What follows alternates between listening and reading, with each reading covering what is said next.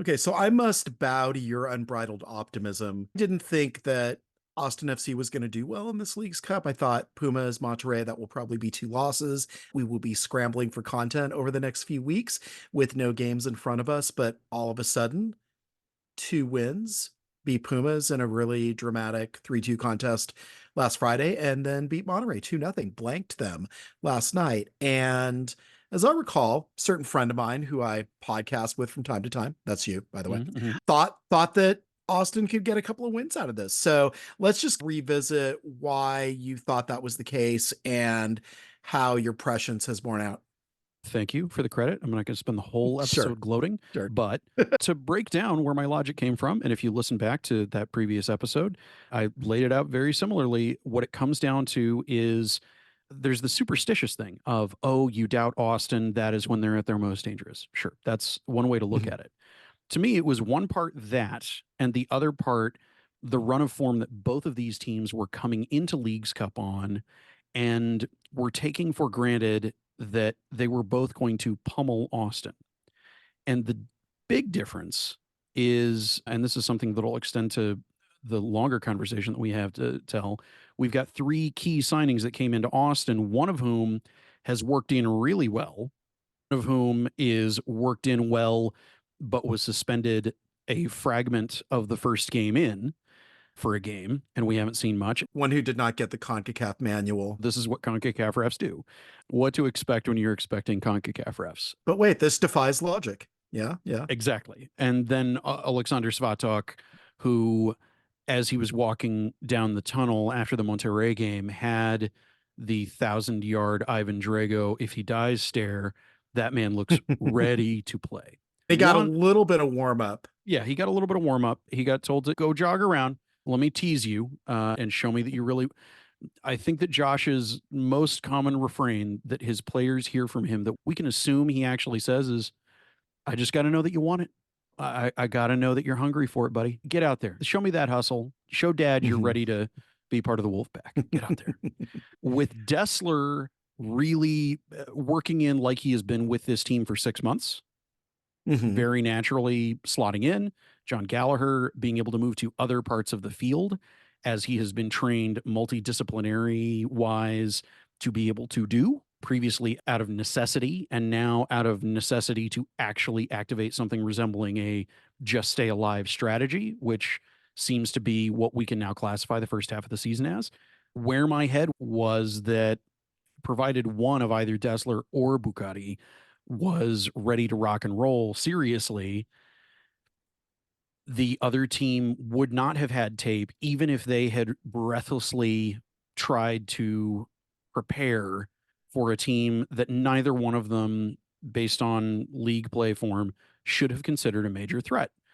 And Mhm. I feel like Josh went into the game assuming this, very rightfully. And his players looked at this as an opportunity to have an inflection point in the season, to turn around the conversation about who they are, what they are capable of, what they can show up and do.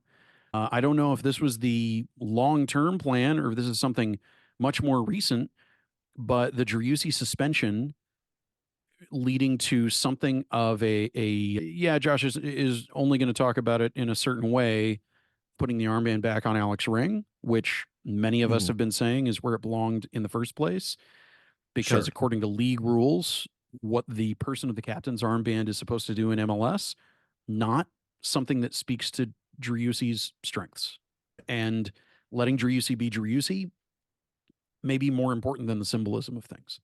Mm, So yeah. this all contributed to, on its face, Austin should not have had a chance in hell of beating Monterrey. The That I Pumas said one, the people can Pumas one, understand, but maybe a draw, maybe a draw, maybe a lucky sure, sure. win. And you Also, can very probably constitute unlikely. that as a lucky win, right? Most people wrote off both games as they would be outright losses. Austin would be out almost immediately.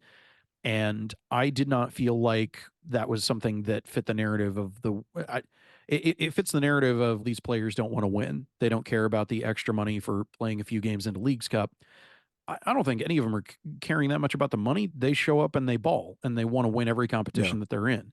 Some of them They, didn't even know about the extra money, apparently. yeah, What we because had Conte, right? kind of Yeah, it found. was What? Yeah, yeah. Oh, okay, cool. Nice. I'll buy some more Louis Vuitton slides. But that Pumas game, I felt like them being the tip of the spear, and especially after we talked to Gustavo Lema, their head coach, and Ulysses Rivas, their young captain, I could tell that they not only were expecting themselves to be heavy favorites, but had completely not done any of the homework and were just going to show up on a minimum of rest and a minimum of training and just expect to run all over these guys. The hustle shown with Pumas as compared to Monterrey. The other thing that I brought up on the show is the other thing that I said, look, this is a possibility. We'll see what it is. They're both just barely into their season.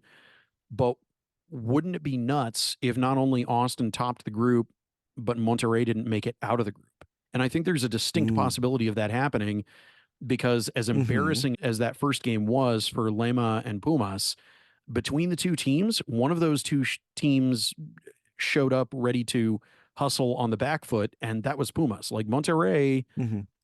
you know, David Rodriguez can say all he wants in the tunnel that they were the superior team. They just didn't score the goals. But I don't know exactly how you're the superior team and you lose 2-0. On the Owen Wolf to Danny Pereira insurance goal, Owen Wolf weaving in and out of Monterey players, one of them just standing Mm-hmm. there. Saw somebody on Twitter, somebody had characterized it as the guy was bringing a lot of this meeting could be an email energy on the play. And Yeah. then Danny was able to slow his run to the point where once Owen released it, then he was able to get one-on-one. We were in the press box and just replaying it just one time. It was easy to see, yeah, this is definitely Danny staying on side because it took so much effort to stay on side. I mean, what we saw is something that, as I said to you up in the press box, led me to wonder where was this the whole season? And is the answer they didn't have Dessler yet? Mhm. Having Dessler freed them up to be able to put John Gallagher in a more vertical attacking role than filling in it right back because they had nobody else.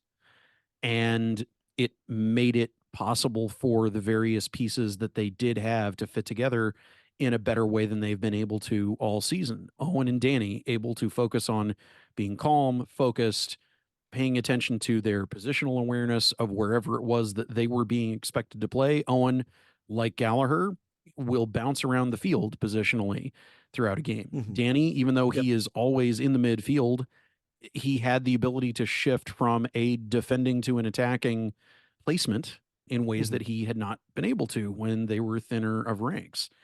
And Yeah. I bring it back around to another thing that I like to crow about. Mhm. Jesse Zardes was an integral part of this run of two games being as successful as it was.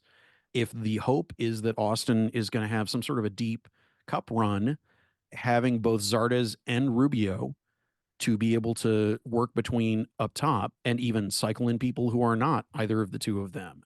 As we saw in the game without Buka, they were playing a 4-4-1, just to keep things going.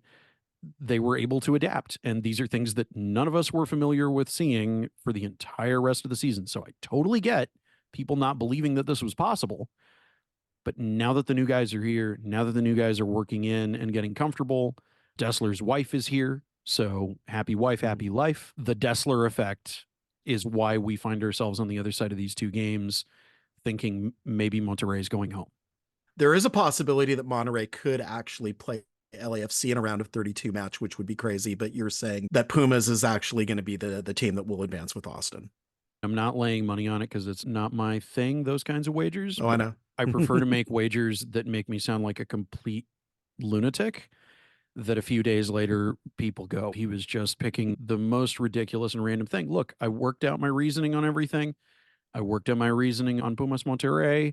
I think that this group in particular is going to be part of the overall story of the cup this year where nobody saw this stuff coming. And as much as people have seen the impossible, they still don't believe the quote unquote impossible is possible. I think both of these teams are going to play for their lives, and one of them showed that they were much more ready to do that, and that was Pumas. And then you're going to be paid in adoration.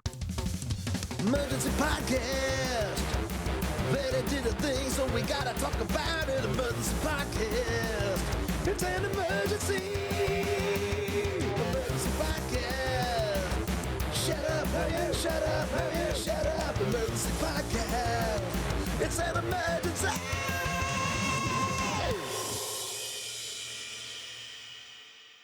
Hey, a hearty hello to you all, and welcome to Emergency Podcast, the Austin FC podcast, where we talk about all the Austin FC emergencies that are happening. We are recording not on our usual day, but we are recording a little bit early on Wednesday because Leagues Cup has us in a little bit of a twist in terms of what we usually do schedule wise. And apparently, Austin FC is in Liga MX now, leading the standings after, no, not exactly, but obviously doing very well against Mexico's top tier league. Moisés, Chiullán, you are, as we established in our cold open, correct about everything. How are you doing? Correct as usual. We talked to Josh a little bit last night post match about what he thought was going on. Josh is back to what he's been talking about all along for the last few weeks. He's saying, starting with the NYCFC game on July 6th, he's noticed that there's definitely good spirit within the group, that they have been performing really well. The points were not quite there in some of those games. They haven't quite gotten the results that you would expect from a team that's firing in all cylinders, but Wolf really seems to believe that. And then we'll get into scenarios a little bit later in terms of what's next for Austin and Leagues Cup.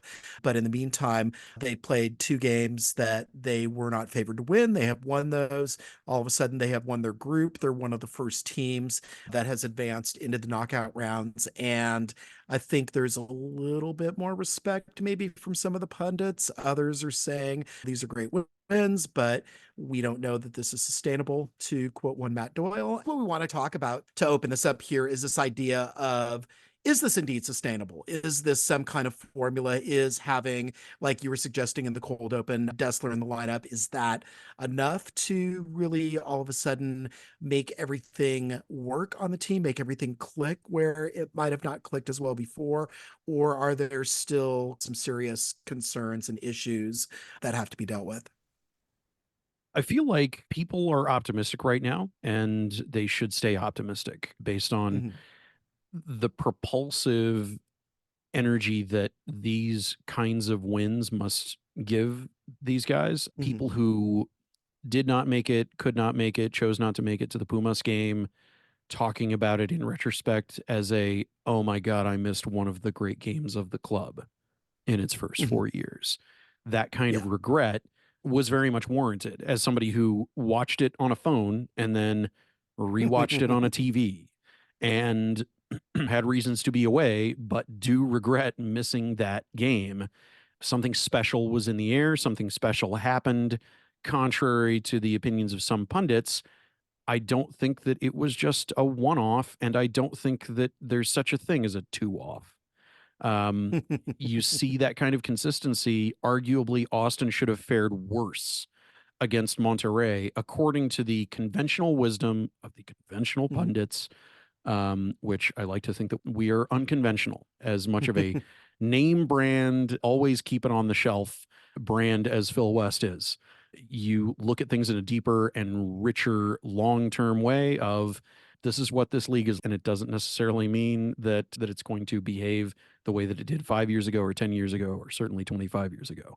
We are in interesting, uncertain times, and to me, that's exciting based on what we're looking at right now. Yeah, I've still got some concerns. I was chatting a little bit with friend of me of the show, Chase Hoffman, earlier Mm. today, and just trying to figure out like what this team is statistically. Looking at, again, you still have these kind of numbers with XG and shots on goal, and they're still distressingly low compared to the rest of the league. You look at the passes into the final third numbers, even in these Leagues Cups games, and what you're seeing. Obviously, I think with Monterrey, definitely the plan yesterday was be more defensive, stay back, pick your spots. The Pumas game was more combative. I think at the outset there was more back and forth, but you still look at passes into the final third. You still look at all those kind of offensive metrics. Austin still fares really poorly in that. What they are doing really well is a good percentage of their shots are shots on goal. And then they're still one of the most efficient teams in the league so far when it comes to looking at the shots on goal versus the actual goals that they are scoring. For instance, in the Monterey game, shots was 21-5, but Monterey only had 6-5 shots on target advantage. And Austin obviously got two of those five shots. They got two goals in the game. Monterey, of course, was 0 for 6. So there's still some kind of strange things happening with the team. And certainly if you had a kind of prime number 9, someone like a Brandon Vasquez who didn't do that much for Monterrey, or if you had a true number 10, a string pulling, stereotypical central attacking midfielder who does that kind of work, who gets other players involved. We've seen traditional 10s in the league and we've seen them do really well. Austin really doesn't have either kind of a high caliber number 9 at this point or a kind of true 10. But if you look at kind of what might be on the way, there's questions about that as well. But can they make do with what they've got, which is, again, Driussi, who maybe is looking to be utilized a little bit more and is finding ways to be utilized a little bit more. And then Danny Pereira, who brings some pretty, I would say, unique kind of approaches to playing along central midfield. And then the aforementioned, we talked a little bit about this before. Now you have John Gallagher and Owen Wolf being these kind of true Swiss Army knife players who can slot in at 3 different positions during a game and unsettle defenses that way, and be a little bit more unpredictable. There's some really good pieces there for what the team is doing, and obviously that's worked well in these first 2 games of Leagues Cup, but I'm wondering what will happen beyond that, especially if they do face an LAFC or Vancouver who are quite aware of what Austin is and has had the time and the experience and the luxury to follow them around. I let me posit something that is going to sound ridiculous on its face. Austin's season began with the Charlotte game. They had the longest Okay. preseason of any team in the league. And go with me on this. I see where you're going, but take their stats down to brass tacks. Or even if you start it with the NYCFC game, the first week of July, that seems to be where Josh is starting us. Yeah. I would be curious to see what their stats look like if you take that admittedly much smaller sample size and compare it to what the entire season looks like on aggregate, because and this isn't me making excuses for Josh Wolf. Lord knows that is the last thing I ever do. But if you think about it from the perspective of this was not a full roster for the entire season until they added 3 guys. And those 3 guys are not even completely worked in yet. I feel, as much as I have tossed it off as jokes, even as recently as a few minutes ago, it feels like this season has been Wolf being stuck knowing that he is going to just have to survive and try to get to the plateau that, as people are fond of saying, nothing in MLS matters till September. So once we get to August 24th, if again, I pointed this out in my article today, there is a possibility that Austin or Nashville, if either of them get to the Leagues Cup final on the 25th, obviously they will not play the 24th. I don't still really see either team doing that, although maybe Austin is poised to make a run now and maybe that game does get postponed. But assuming it doesn't, assuming it doesn't. But for a moment, again, like I'm jumping over here on stick with me. This sounds crazy mountain for a second. Austin goes to the Leagues Cup final and wins it. That narrative is the literally no one expected or predicted or believed this was possible. And that also means that not only does Austin qualify for CONCACAF Champions Cup, but it also puts Austin in the Club World Cup 2025. And as much of a long shot as this is, Phil, as you laugh, as I am laughing as I say these words, put yourself in the minds of those players and how bad every single one of them wants that completely implausible, completely unlikely, no one would believe it scenario as something that they believe they can do. Right. I feel like the energy is there for it, whether it actually happens or not. What an interesting August we would have. Yeah, and I'm waiting for a journey where Austin would match up with the Galaxy. And though Austin's going to go on the road for a lot of this because they are 37th out of 45 teams in the Leagues Cup ranking table that they are using to seed teams all the way through. The Galaxy are 41st. So that game would actually be in Austin, even though the Galaxy are way ahead of Austin in the 2024 West table. You have got to love Leagues Cup and how they are structuring the tournament. So, Austin wins against 2 great Mexican teams. Fantastic. You're going to go on the road in most cases unless you face another Mexican team. let's say, for example, the Pumas makes it out instead of Monterrey, eventuality Mhm. happens. Between those two games, the one that got the chippiest and the spiciest was Pumas Austin. Sure. What happens if Austin plays Pumas later down the road? Austin could face Mhm. Pumas again later in the tournament. Yeah, all kinds of curious. It's gonna unfold a little bit as things go through, but derailed a little bit from Yeah, the thing that we were talking about, which is just this kind of idea of when did the season actually start? Josh has been talking in press conferences for the last few weeks now about this kind of idea of the roster being thin and the team playing well since that NYCFC game and really seeing this kind of progress. And I think that you are seeing some of that again coinciding with this again with this entry of Bukari into camp. And yeah, you do get the sense of it's a new season. What's been done in those first two-thirds of the games will still count in the standings, obviously. And that's the little bit of the mountain that Austin's going to have to climb at this point. They do find themselves in 10th place as the League's Cup break, which is, of course, not good enough to get into the playoffs. But again, this kind of idea of, okay, there's 9 games left. They're tough. The schedule is not necessarily conducive to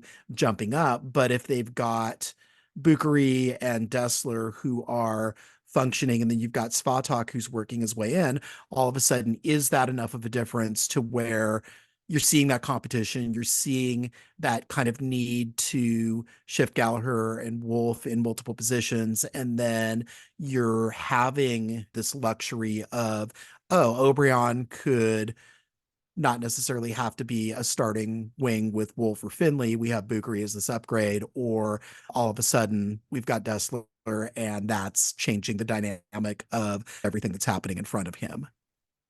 yeah, there are more variables in play than people are used to, and I don't think we're done Mhm. with surprises. Mhm. Like we said, Svatak has not hit the field at all.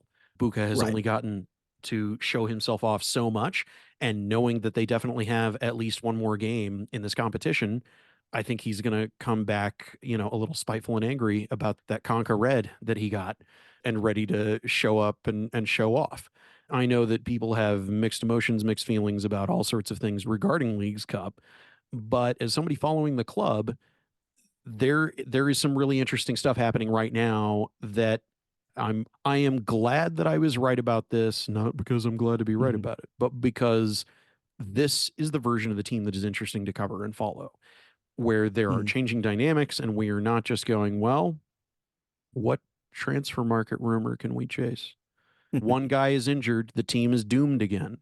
We have so much more to talk about than we are used to, that I think the real emergency and emergency podcast is maybe we actually have to start outlining these things in advance instead of we got a few things, we'll get to it in whatever order we find.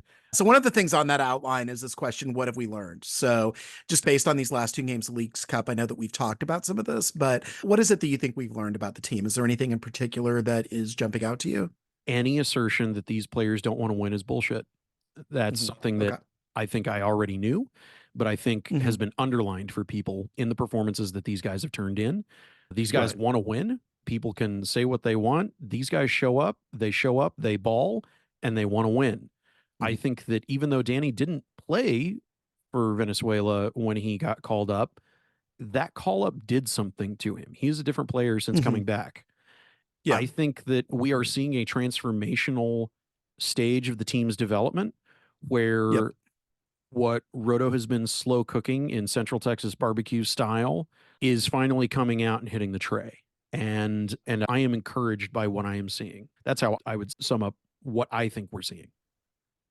Yeah, I will look at in these games. Obviously, there were still some individual plays, some things that you could see on the field where it's okay, this is a weakness. This is perpetually something that is still troubling if you are somebody who is a fan, somebody who is invested in how this team is doing.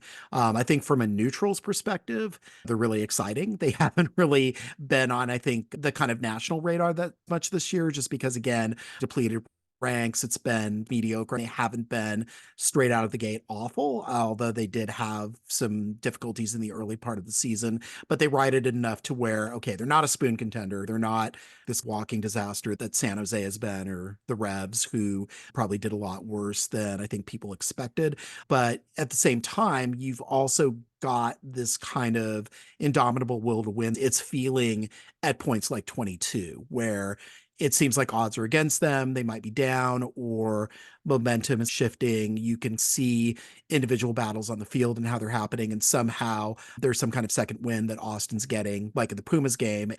It seems like they're cooked. Okay, they get this penalty. It's a pretty obvious penalty. Cascante. Looks like we're going to PKs, nervy. And then all of a sudden, Cleveland steps up big. Didn't have Yeah. the best game, maybe start to finish, but definitely did enough. And in that one moment, delivered a pretty crucial 3 points. And I think there was a statement in that. And I think that there was a kind of momentum that began to really coalesce around the team Mhm. as a result of that. And it seems, yeah, in those last few weeks, the Dallas game was rough. Obviously, Tracy getting the red, not a fantastic development, but it seems like there's this kind of adversity and there's a little bit of doubt that's mounting. Wolf is recognizing good things about the club, and then we're beginning to see it manifest here. And I guess the big question, we're beginning to learn these things in terms of, like you're saying, transformational. I think that is a foot. And then I think once we see fully realized Bukari and a Dessler able to go a full 90 and then Svatak in the mix, I do think that it is going to get better. But again, what is the end point this season? How far can they go in Leagues Cup? How far can they go in the regular season? What kind of playoff place can they end up getting, assuming that they're able to do that? And then how far does it go? Is this like activating hope for 2025 and then 2025 is going to be fantastic? Or are we going to see some minor miracle Cinderella story happen even this year? You mentioned 2022, and that brings to mind something just out of nowhere off the top of my head. One of the things that made them so effective in 2022 was they had a few little switch gear type of sneaky things that they did. Mhm. But then once people doubted them enough, they got used to, oh, those are your 3 or 4 moves. Okay. And then LAFC did what they did in that Western Conference final because they Yeah. actually watched the tape. Mhm. I feel like there's a certain amount of that they can coast on. But what I am seeing just from where we are in this stage of the transformation era of the club is that they have a lot more levers to pull. They have a lot more moves that can't be expected. Remember what happened in the 55th minute of the Pumas game? They didn't mark Sebastian Driussi, the one Mhm. guy that even a club that doesn't watch the tape, doesn't prepare for anything specific to the way that the team is doing. They all go, Sebastian Driussi, we're going to pay attention to him. Even when Mhm. they have some mealy mouth nothing to say in a press conference, they will always say, oh, Sebastian Driussi is so talented. We're going to keep an eye on him. Somehow, down a man, they managed to get their top guy walking right in the back door, not even caring about an alarm going off. In fact, the alarm didn't go off, and in goes the Mhm. goal. That, Also a pass that another pretty talented player on the team yeah, executed, who they probably should have defended a little bit more closely on that too. probably so. And I feel like there will continue to be those leaving the door open, and there are only so many guys. Something that a friend is fond of saying is, if you have multiple high priorities, nothing is high priority in your life. There's no such Mm. thing as an emergency if everything is always on fire. And I think that the best thing that Austin can do tactically is create enough of a problem, enough of a threat that it is difficult for any team they face to focus in on 1 or 2 playmaker guys and go, okay, this is how we're doing it. It's something that we have seen in the last month or so with wingers switching sides, with shifting the combination of Owen Wolf and John Gallagher around the sides and the midfield, and suddenly you've got central defender Owen Wolf, and suddenly you've got striker John Gallagher, 15, 20 seconds at a time. But it makes a difference when you're confusing what people are expecting. When people are Right. expecting more strict positional play, then Mhm. I gather is what Borrell actually wants these guys doing. And that's the roster Mhm. that he's delivering, is guys Right. that are ultra competent specialists in the areas that they specialize in to complement multiple Swiss Army knives. You don't need just Mhm. one, you need multiple guys that can bounce from place to place. And Friday, Austin goes down, 9 field players. They're in a 4-4-1. They're trying to keep Zardes in there that way. They're realizing that's not working. And rather than just be stubborn with it, and we've seen this from Wolf from time to time. Again, there are people who will question Wolf's coaching acumen. They'll doubt everything that he does, but he does have these moments where him and the rest of his staff will read a situation, they'll make an adjustment, and it'll work incredibly well. And same kind of thing happened in the Pumas match. Again, they came at Austin pretty relentlessly, and it almost didn't entirely pay off because of Cascante making the PK foul in front of goal there with not that much time left in regulation. But that shift from the 4-4-1 to the 5-3-1 and having the luxury of being able to push Gallagher out wide in that kind of wingback situation, bring in an extra center back, deal with some of the pressure, it did enough. And again, sometimes 5 in the back is not necessarily the best way. We have seen this burn the team a little bit before, but if you have 5 in a back in the way where, yeah, you've got Gallagher as one of those wing backs and you can still get some offense happening and you can take advantage of him being a really good two-way player, then it's better. And it will obviously, not always, but it's going to be a higher kind of percentage play that he's doing as opposed to just rolling out whatever personnel and okay, I've counted five guys in the back. That's good enough, right? So it's not always good enough. But again, as we see Dessler ramp up, as we see Spatak get in there, as we improve that quality in the back line, all of a sudden we're going to have, again, some of the, I think, tactical things that are happening that will have kind of the personnel that can execute them. And if that happens, I think Wolf's going to look like a better coach than he has at points. Again, a lot of people have frustrations with him, and I certainly understand those. But in Leagues Cup, you're beginning to see pragmatism that we've had in the early season, but also an awareness of how to also play not quite beautifully, but maybe a little bit more artistically and not quite as mechanically in those situations. Like we saw, for example, in the Monterrey game, we saw the 2 goals. There weren't that many opportunities. They weren't really necessarily pushing forward all that much. They still let Monterrey have a lot of the ball, but definitely on those 2 goals, there's artistry, there's great movement, and they're able to really capture some kind of chemistry and cohesion on those plays that worked out and frankly left Monterrey looking pretty baffled. And I mean, you mentioned something that made me think of the term unselfish play. With Wolf, what we saw with that Zardes sub was unselfish, unstubborn coaching, which has been a Mhm. repeated knock against him. And being willing Mhm. to make that kind of concessional change, Mhm. it's an important thing. But then the double edged sword of it is something that we saw by both Lema and Ortiz, Mhm. where they did panic subs, just burning off a sub window in ways that in Lema's case, he thought was going to shut the door on Austin early Mhm. by throwing attacking power in there that they could not possibly hope to push back. And I mean, in Monterrey's case, Brandon Vasquez was on the field, but did you notice? Did you notice? I didn't.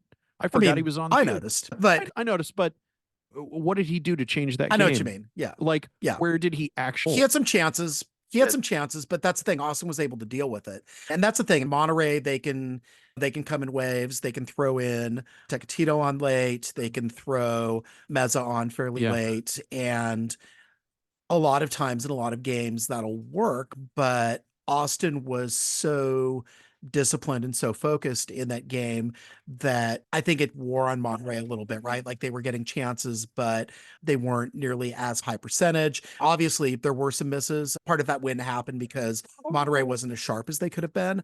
But by the same token, Austin was disciplined on defense and they were able to deal with it. Again, Vasquez had opportunities, but they were never the kind of entirely uncontested clear chance opportunities that nope. you would expect him to get by just the sheer numbers and the sheer movement that Monterey gets. And all of a sudden I have every dog in my house converging on me right now. Oh, Thematically, and leave this in. That's a great line.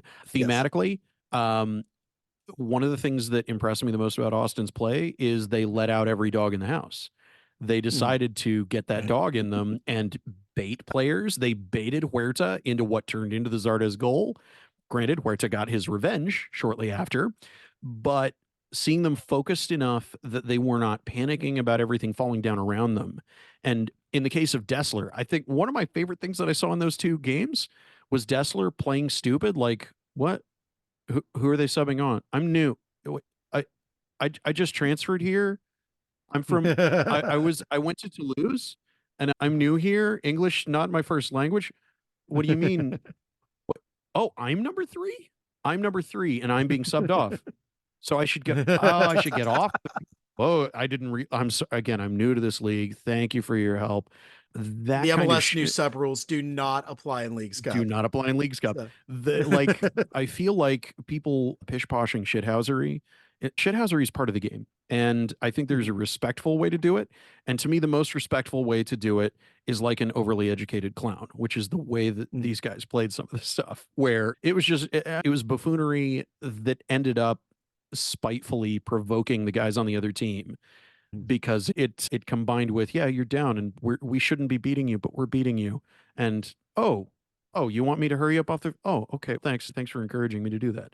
Yeah, it was a more elegant housery against Yes. Monterrey. There was nothing elegant about the Pumas game. No, I'm telling you, you talk about the dark arts. The dark magic that I want to do is I want Austin and Pumas to somehow see each other later on in the knockout stages of this tournament. Now, yeah, because that would be among the stories of the tournament, whether they make it to the end or not, as unlikely as that might be. Yeah, I think that's all I got. I just, however much longer Austin plays through this thing, I want to see these guys relishing it the way that we could see them relishing the play on top of working their asses off. These guys really went above and beyond putting in the shift.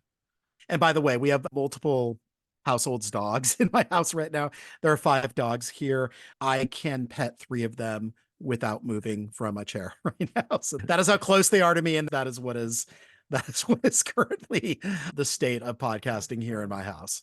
There are 5 alarm fires and there are 5 dog petting emergencies. Exactly. All right. So I wanted to get a little bit into, and I have prepared some notes just to make sure that I have this correct. The next thing that you should be aware of as an Austin fan is the Vancouver Tijuana game, which is the last game in that group. Of course, that is West 7. That's West 7 is the group that Austin is paired up with in the bracket. So obviously Austin, 2 wins. They've won the group. Nothing that Monterrey or Pumas can do about it right now. At this point, they're playing for second in the group.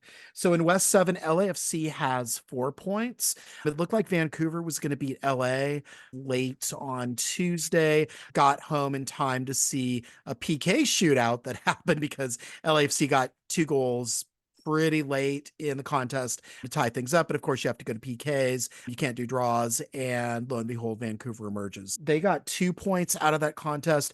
LAFC, of course, they beat Tijuana to start things off. They get 1 point for the PK loss, which is how Leagues Cup works it.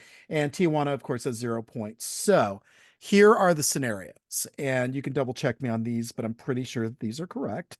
So if Vancouver wins, or if it's a PK win, Vancouver will win the group, LAFC will be second, and Austin will play LAFC. And again, because of the rankings and how miserable of a time Austin had in 2023 and how that affected the ranking tables, Austin would go to BMO Stadium, and we believe that's going to be on the 7th.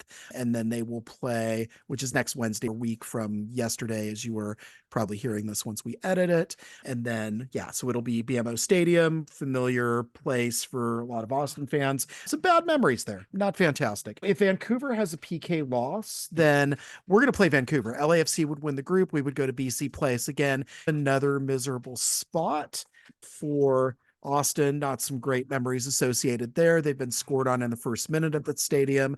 Sebastian Berhalter scored the first goal actually in the game on Tuesday. So if you are thinking about Austin FC heroes of yesteryear, might be a chance to run into them again. And then if Tijuana wins, which is a scenario that you might want as an Austin fan, that is the only way that Austin will host. Again, if it's a MLS team against the Liga MX team, except for those few teams with hub privileges, Monterrey is one of those, then you would actually have Tijuana coming to Austin and playing in Q2. And that is probably, like we said, going to be on Wednesday. But until Saturday happens, we're not going to know for sure. But those are the scenarios. It is most likely that they're going to go on the road.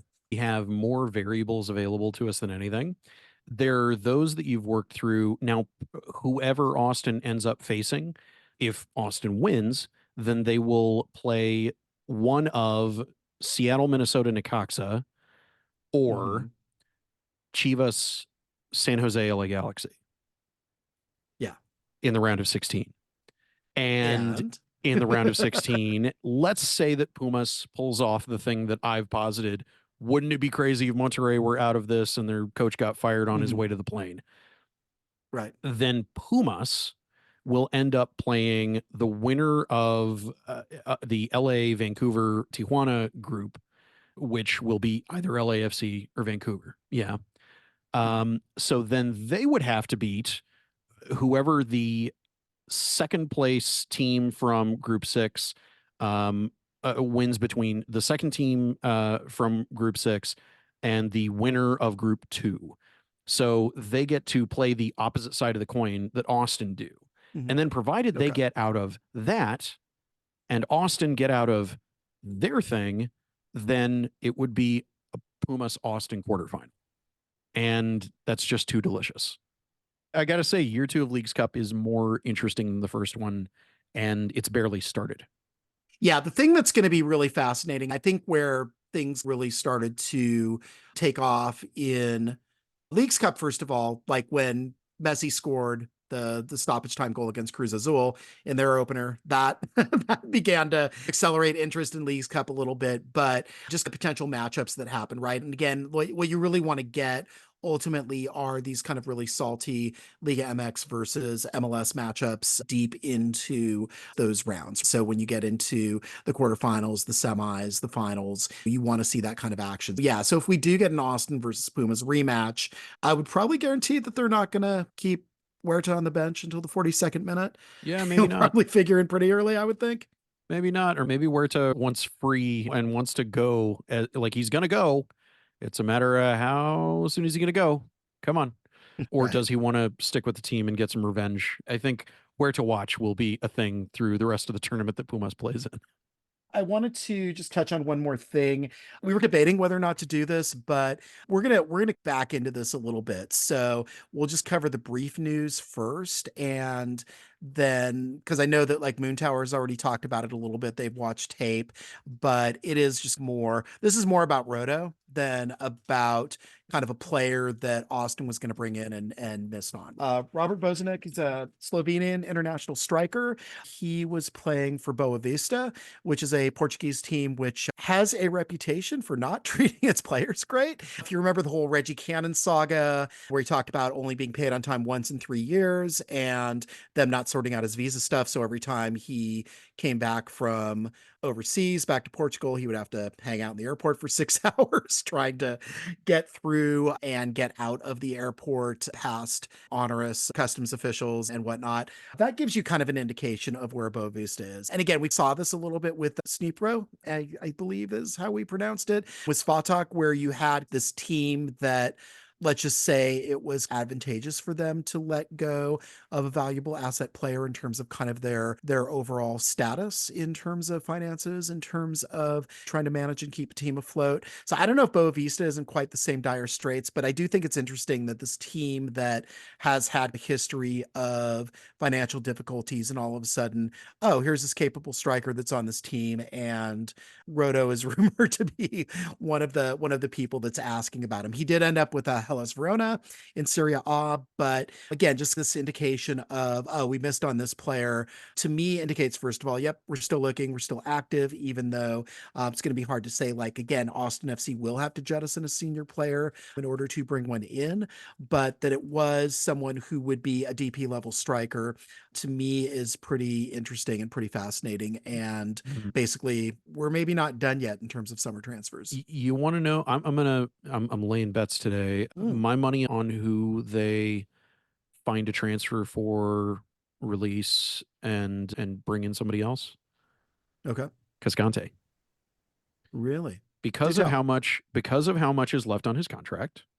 Now Mhm. is the time to move him if they're going to move him. Okay.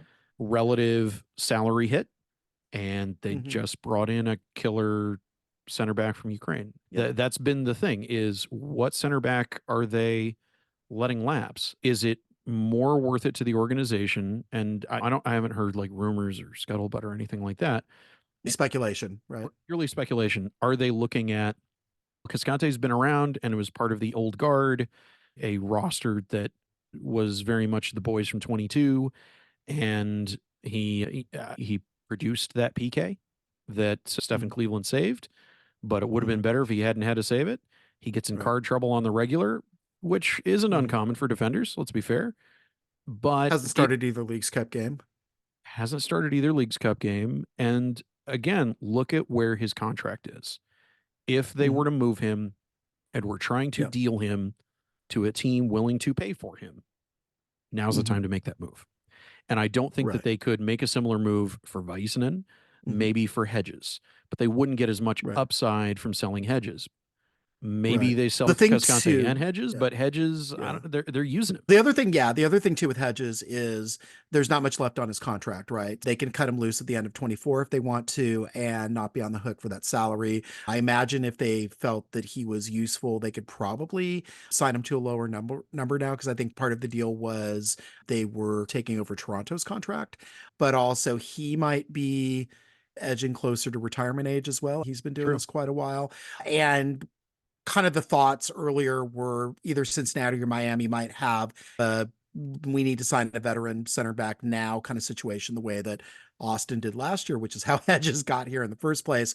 But Cincinnati and Miami have since addressed center back needs with some pretty decent profile overseas signings. So those markets are taken care of in terms of center back needs. So there's no real kind of pressing need, but again, yeah, you don't even, it doesn't even have to really necessarily be MLS, right? So what if there Yeah. is a League MX team that needs center back? What about Saprissa, which is the kind of Costa Rican powerhouse? Is he ready to go Maybe, back home at this point? maybe a La Liga team. Maybe. Yeah, sure.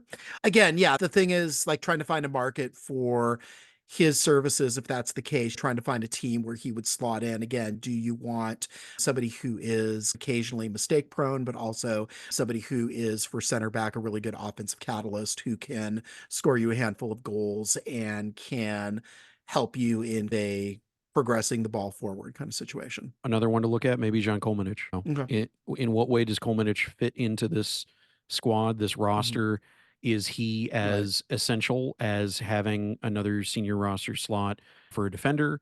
Again, they did sign him to as an extension, but I think a lot of the perception was that they signed him to an extension to lock him up in order to make him a little bit more valuable in terms of deals, right? If he's on expiring at the end of this year and you're interested in him, but you don't want to pay a transfer fee, then you can just wait that out a few months, right? Until that contract expires. And if you're a European team, you're getting him in January, you're getting him midway through the season. It's Mhm. not paramount to get a player like that right at the start of the season and you're planning to work him in anyway, then you could theoretically play that kind of long game. But now that he is locked up to a longer contract, then yeah, you if you want him, you do have to deal with the team and for Austin's benefit, maybe to get something back. But I think really ultimately, if you are going after a senior roster spot opening up to get a striker of again could be a U22, could be DP level if you buy ring down, could be just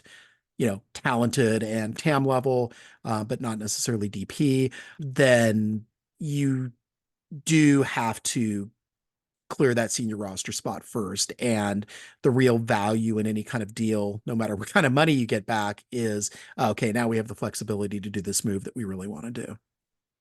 I don't know. That's my non-existent money, just bragging rights is Cascante is the move that will make some people unhappy, some people very happy because any roster move does that. But I think that's the one that is in like Tio Roto's used car lot. Mhm. Let's get somebody in a certified used center back kind of thing. So, so it's being washed, it's being polished, it's being moved up to a prime spot Yeah. in the front of the dealership, is what you're saying? Yeah, we got it a nice new coat of paint. Look at those brand new tires. You can still smell the rubber. He was just on the international roster for Costa Rica. Yeah, he handled that He road featured in trip Copa really well. America He did for about 7 minutes. for about 7 minutes during a game nobody was watching. Not even his coach. Not really. No, we've covered this before, of course. Josh Wolf tuned into Brazil, Colombia, Yeah. ignoring poor Julio and his less sexy game of the Yeah, two but I'll say running this. simultaneously. I'll say this for Julio. He, like Danny, came back from that international break, really revitalized, rejuvenated, and it's always good. Whatever my personal feelings about a given player are, or their run of form or anything, I like seeing guys get those call ups and the effect that it has, regardless of what kind of season that they're having. Not to parrot one of Josh's lines, but that's the top thing that these guys want as a player, and it's nice getting to see that effect on somebody who's playing for a team that I'm covering. So what I'm saying is Brad right. Stuver for starting goalie for the U.S. men's national team. That's what I want next. Yeah, could happen. Weirder things have happened. Way All right, weirder. let's go ahead. I have dogs that are continuing to make themselves known, express themselves. Something I've got to check out in a second because I don't know. Someone is at the door. I'm being informed When in no you have uncertain terms. when you have an X dog of 5, Phil, you got to check on that. Anything else that we need to cover? I think we're good. I think we've what an emergency filled week. We'll see who Austin ends up playing roughly this time next week. Which should be pretty exciting. Again, yeah, like we are probably going to be watching on screens at home. We're probably not going to be in the stadium again, which is a drag, but certainly Come something on, that I'm Tijuana. curious Come about. on, Tijuana. It would be great. We will see what happens Saturday, and then of course we will be with you at some point. We don't know when exactly. Our schedules are all messed up, but whenever it is most appropriate, whenever the emergency is manifesting, then that is when we will do our thing once again. Thanks, Leagues Cup. Where's Phil? He usually starts this off. He's teaching in San Antonio today. Colby, go ahead and start us off.